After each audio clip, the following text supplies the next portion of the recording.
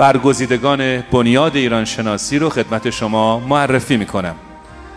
در راستای معرفی بهتر اقوام ایرانی، آیین‌ها، سنن و فرهنگ اونها، جایزه ویژه بنیاد ایران شناسی در بخش فیلم‌های سینمایی بلند تعلق می‌گیرد به هنرمند گرانقدر جناب آقای حسین ریگی به خاطر کارگردانی فیلم میرو.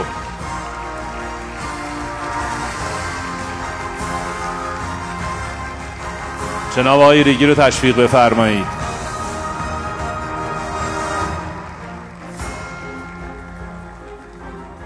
این یه تیکه صفای دیگه داره دست زدن. خیلی تبریک میگم. باشه من میخوام طولانی نشه ولی خدام شما 5 ساعت اینجا صحبت بکنید. من عاشق حرف زدن دیگرانم.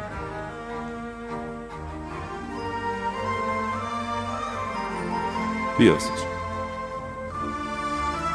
من خیلی خوشحالم که این اجازه گرفتم تقدیم میکنم به مردم مظلوم، مهربان، دوست داشتنی سیستان و بلوچستان.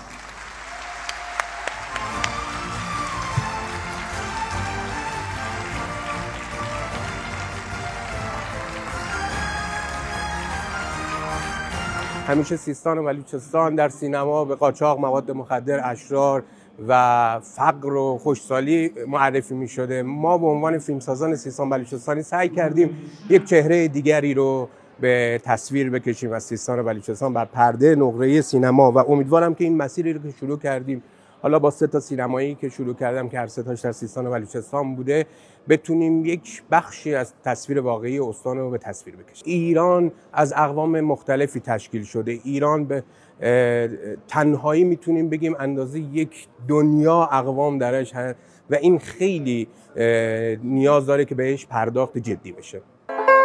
جشنواره ملی فیلم اقوام ایرانی